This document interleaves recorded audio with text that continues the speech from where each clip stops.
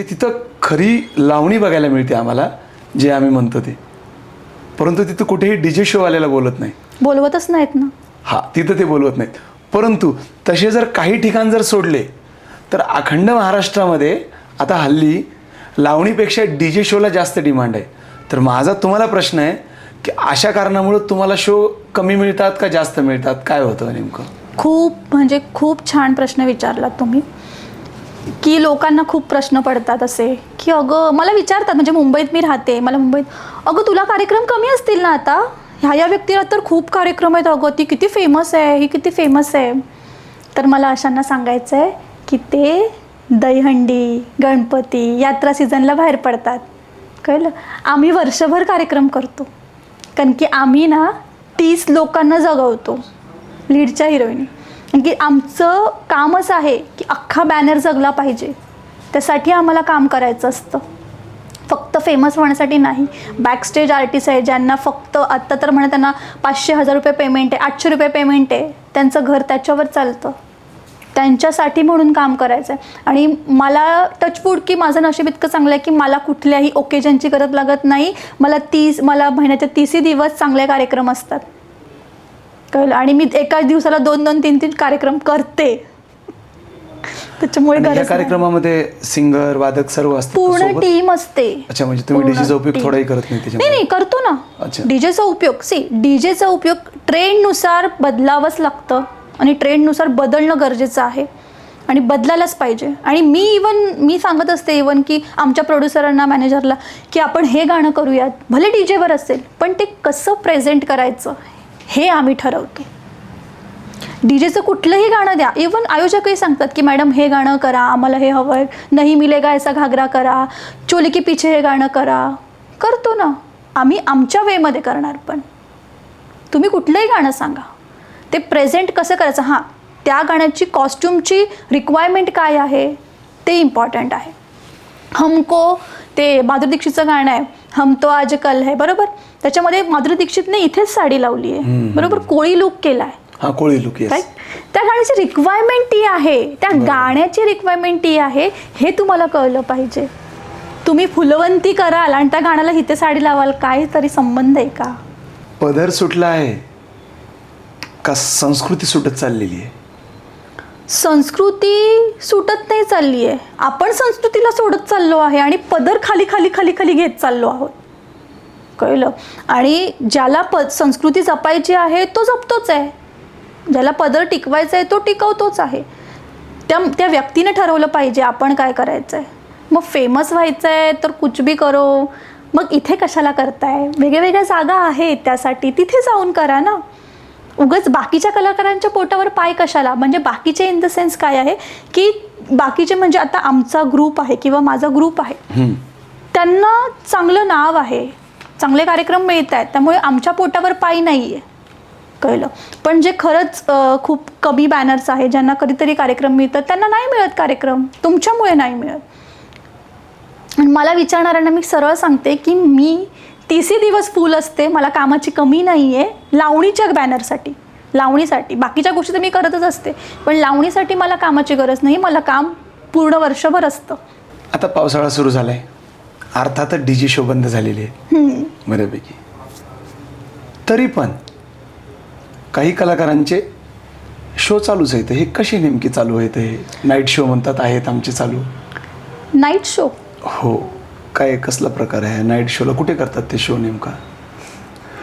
तो night show मी कधी पाहिलाही नाहीये आणि मी कधी अनुभवलाही नाहीये आणि मला तशी कधी रिक्वायरमेंट. कारण मला असं म्हणायचं की आता जुलै लागलेला आहे, पाऊस भरपूर आहे जिकडे तिकडे चालू, म्हणजे ऑब्व्हियसली कुठल्या यात्रा तर होणार नाहीत, कुठला शो तर नाहीये, मग तरी पण यांचे कसं काय हाऊसफुल शो आहे? मी एक सांगते फक्त, ते नाईट शोचं नाही माहिती, पण जे मी आता जसं म्हणाली नाही, असं ते म्हणतात की फार्म हाऊस स्पेशल शो असतात. नेमकं मला म्हटलं की तिथं कोणते प्रेक्षक वगैरे बोलवले जातात, कसं काय नेमकं? मला ॲक्च्युअलमध्ये ना मी मुंबईची असल्यामुळे मला ह्या गोष्टीबद्दल माहिती नाही आहे. जेव्हा मी इथे आली पुण्यात काम करण्यासाठी तेव्हा मला अशा गोष्टी कळाल्या, बट त्याबद्दल मला काहीही माहीत नाही आहे आणि मी कधी ऐकलंही नाही आहे आणि मला फक्त माहिती आहे की असं काहीतरी होतं, त्यामुळे मी त्याबद्दल काही बोलणं चुकीचं असेल, मला त्याबद्दल माहिती नाही आहे. पण हो, मी त्याबद्दल कधी विचारणा करण्यात आली आहे तुला कोणाकडनं? हो, बऱ्याच, मला आता पण DM असतील. बरं तुम्हाला असं तरी दिसलं पाहिजे. एखादा किस्सा आम्हाला सांग ना. मला आमच्या सरांना तर खूपदा विचारतात की नमिता पाटील प्रायव्हेट शो करेल का. हा, प्रायव्हेट शो.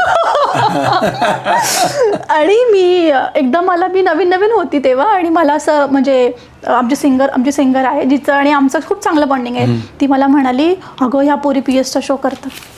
PS चा शो, पोलिसांचा शो. मी माझ्या डोक्यात PS चा शो म्हणजे पोलिसांचा शो. म्हणते बापरे कसं जमतं ह्यांना. त्यांची चर्चा चालू होती. म्हटलं त्याच्यात काय जमायचंय, पोलिसांचा शो उलट चांगलं आहे ना, तिथे सगळे पोलीस असणार, किती भारी आहे म्हटलं, आपल्याला कोण त्रासच देणार नाही. ती म्हणजे गाढव आहेस काय, PS म्हणजे प्रायव्हेट शो. आणि मला तेव्हा पण माहित नाही प्रायव्हेट शो काय असतो. मग तिने थोडं समजून सांगितलं, पण त्याबद्दल मला पूर्णपणे माहिती नाहीये. ज्या गोष्टीचा आपल्याला अभ्यासच नाहीये किंवा ज्या गोष्टीबद्दल माहितीच नाहीये त्याबद्दल आपण बोलण्यात काय. कारण काही कलाकारांचं असं म्हणणं होतं की सर ते डायरेक्ट विचारतात आम्हाला, डायरेक्ट म्हणतात मॅडम येणार का, रात्रीची शो करता का तुम्ही. हो आम्हाला पण, मलाही म्हणजे इव्हन कार्यक्रम संपल्यानंतर असं विचारलं गेलेलं. आमच्या मॅनेजर होत्या की मॅडम ऐका ना, मी काय म्हणतो, ते नमिता पाटील तेवढा प्रायव्हेट शो करतील का. तर माझे मॅनेजर डायरेक्ट लुक देते, काय प्रायव्हेट शो. आजपर्यंत तुम्हाला नमिता पाटील प्रायव्हेट शोमध्ये दिसली आहे का कुठे. तुम्ही प्रायव्हेट शो करता ना सर, जर प्रायव्हेट शो करणारी असती तुम्हाला कुठेतरी दिसली असती ना. नाही दिसली ना, म्हणजे समजून जा ना सर, ती नाही करत. आणि तुम्ही म्हणत असाल ना की तुम्हाला जास्त पैसे देतो, तुम्ही करा, तर सर ते पैसे तुम्हालाच ठेवा, अजून 4 पोरी आणा, त्यांना नाचवा, पण आमच्या टीमला काही विचारू नका. चांगलं आहे. म्हणजे तुम्ही तुमचे इथिक्स आणि नीतिमत्ता पाळलेली आहे खूप जास्त. आणि मी पैशासोबत तुम्ही कुठेही तडजोड केलेली नाहीये. माझे ॲक्च्युअलमध्ये मी स्वतःला खूप जास्त रूल लावले जेव्हा मी या इंडस्ट्रीमध्ये आली तेव्हा, की येस मी असंच राहणार, असंच वागणार, समोरच्याला ॲटिट्यूड वाटू देत, मला फरक नाही पडत. त्यामुळे माझे मित्रमैत्रिणी खूप कमी आहेत. हां, माझे कॉलेज फ्रेंड वगैरे खूप आहेत, जीवाला जीवले, पण इंडस्ट्रीमध्ये माझी मैत्री खूप कमी आहे. बरं. हो, मी लवकर बोलायला जात नाही कोणाशी. हां, जर कोणी आलं तर मी स्वतःहून पुढच्या वेळेला हाक मारते. पण माझी संगत खूप चांगली आहे. एखादा मी खूप जास्त ऑब्झर्व करते समोरच्याला, समोरचा व्यक्ती आपल्याशी कसा वागतो, कसा बोलतो, आणि प्रेक्षकही अगदी, की प्रेक्षकाने माझ्याबरोबर बोलताना 4 हात लांब ठेवूनच बोलायचं, अगदी चिटकून वगैरे. मी डायरेक्ट तिकडे तोंडावर बोलते. इवन जर फोटो काढायला आला, मॅडम असं लांब राहायचं, तसलं नाही, मला चालतच नाही.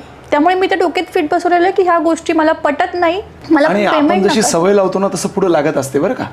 हे महत्वाचं. म्हणजे तुम्ही तुमचे इथिक्स ठेवले ना, मला हे नाही आवडत, सो प्लीज, तर कोणी करत पण नाहीच करत. इवन मुलं फोटोसाठी थांबतात आणि खूप रिस्पेक्टफुली, त्यांना ताई नसेल म्हणायचं ना तर त्या मॅडम म्हणतात, पण मॅडम प्लीज एक फोटो द्याल का. आणि मी त्या लोकांना, मी जेवायला बसली असेल ना, मी हे खरं सांगते की मी जेवायला जरी बसली असेल ना किंवा मी काहीही करत असेल ना, मला कितीही उशीर झाला असेल ना, तरी मी थांबून फोटो देते.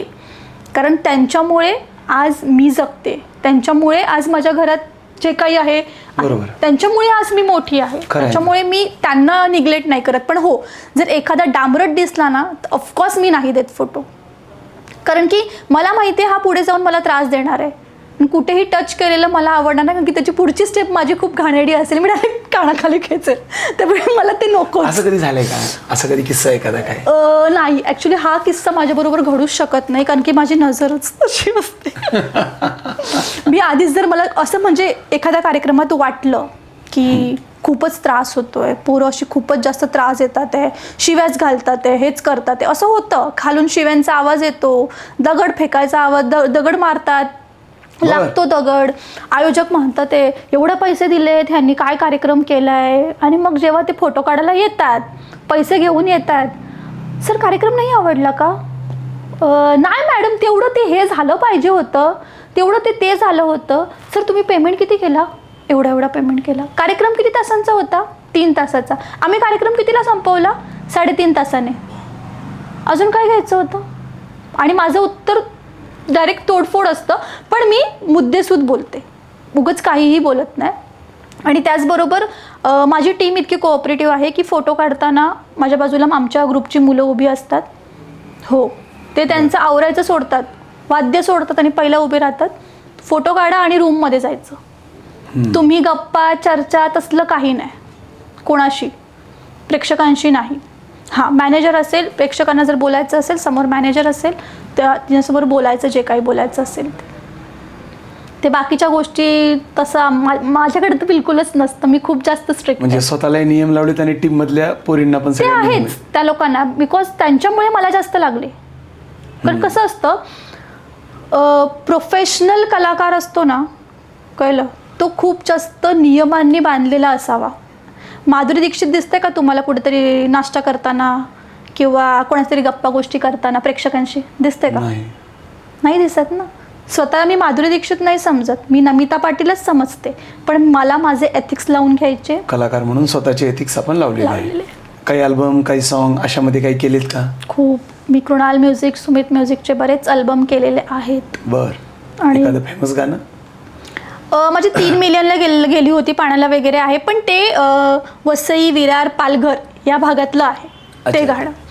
त्याच्यामुळे ते कोळी किंवा आदिवासी टाईपचं अशी गाणी मी जास्त त्या भागातली केलेली, कारण की मी त्या भागामध्ये असल्यामुळे तिथली गाणी मी जास्त केलीत. कोळी गाणी केली आहेत, देवींची गाणी केलेली आहेत आणि आत्ताही गाणी येतात, पण मी करत नाही. ह्याचा मूळ मुद्दा असा आहे की बरेच मला DM मध्ये विचारतात, मॅडम तुम्ही गाणी करत नाहीत का? तर मला असं म्हणायचं आहे की तुम्ही प्रोडक्शन हाऊस कडनं पैसे घेता, कळलं, तुम्ही सगळं तामझाम करता, शूट करता, मग कलाकाराला पैसे का देत नाही? ते म्हणतात तुम्हाला फेम मिळतं ना, फेम मिळेल तुम्हाला, पैशांची काय गरज आहे? सॉरी, मला तुमच्याकडे काम करायला यायचं आहे ना, मग तुम्ही पेमेंट का नाही करू शकत आहे? मला काय म्हणायचं आहे की तुम्ही माझे पैसे नका देऊ, माझ्या कलेचे पैसे द्या. कला करतोय आपण तिथे आणि कलेचे पैसे कधीच चुकवू नयेत. मला खूप जणांची गाणी आली आहेत, पण ते मॅडम फ्रीमध्ये करा, तुम्हाला फेम मिळेल. म्हटलं माझ्या नशिबात असेल ना, मला तेव्हा मिळेलच ते. बरोबर आहे, कळलं, कारण आपली किंमत आपणच ठरवली पाहिजे. पुढच्याने ठरवून मी झिरो नाही करू शकत तुमच्या समोर. तुम्ही मला म्हणा मॅडम आपण एवढे देऊ शकतो, आपण तुम्ही एवढं आमची रिक्वायरमेंट इतकीच आहे मॅम, आमचं बजेट तेवढं नाहीये. तुम्ही मला म्हणताय अरे तुम्ही फेमस होणार आहे ना मॅडम, तुम्हाला काय गरज आहे पैशांची? मला पैशांची गरज नाहीये, पण माझी कला मी झिरो नाही करू शकत तुमच्या समोर. बरोबर, अगदी बरोबर. माझ्या कलेची किंमत आहे काहीतरी. खरं आहे. रंगमंचावरती तुम्हाला टाळ्या मिळतात, पण रंगमंचा बाहेर आदर मिळतो का? हो, त्या आदराने तर आपण कला सादर केली तर आदरच मिळणार ना. तुम्ही जर अश्लील केलं तर तुम्हाला खाली आल्यावर थोडी म्हणणार मॅडम या तुमची आरती करतो. तुम्ही जर स्टेजवरती काहीतरी उगाच नाचलात, पदर उघडून दाखवलं, ब्लाऊजची बटणं उघडून दाखवलीत, तर तुम्हाला थोडी म्हणणार आहेत की या मॅडम तुमची आम्ही आरती करतो या, असं नाही म्हणणार ते. तुम्ही चांगलं केल्यावर ते रिस्पेक्टफुल, यार नमिता मॅडम आहे ते पारंपरिक लावून, त्यांना माहिती आहे, रिस्पेक्टच करणार ते. भले त्यांना नाही आवडलं, एखाद्याला पारंपरिक लावणी नाही आवडत, त्या मुलाला नाही आवडत, तो थोडी म्हणणार आहे तू काय नाचलीस. आणि तो जरी म्हणाला तू काय नाचलीस, तरी माझ्या मनाला माहिती आहे ना मी काय नाचली आहे. अगदी बरोबर. आणि रात्री झोपताना हे विचार करून झोपलं पाहिजे की आज मी काय केलं आहे स्टेजवरती. मी काही चुकीचं तर केलं नाही ना, किंवा माझ्यामुळे पुढच्या 10 पिढ्या तर चुकीचं भोगणार नाही आहेत ना, किंवा माझे आई वडील माझा व्हिडिओ बघून म्हणणार नाहीत ना काय करतेस तू. त्यांची कुठेतरी त्यांना लाज वाटू नये की आपण हिला इंडस्ट्रीमध्ये पाठवलं हे करण्यासाठी. त्यांचं कुठेतरी मान खाली जाऊ नये हा विचार करून मी स्टेजवर जाते. DJ आर्टिस्टमुळं, DJ कलाकारमुळं जे आता डान्स होत आहेत त्यामुळं आजची तरुणाई पूर्णपणे बिघडली आहे असं तुम्हाला वाटतं का? हो. कसं?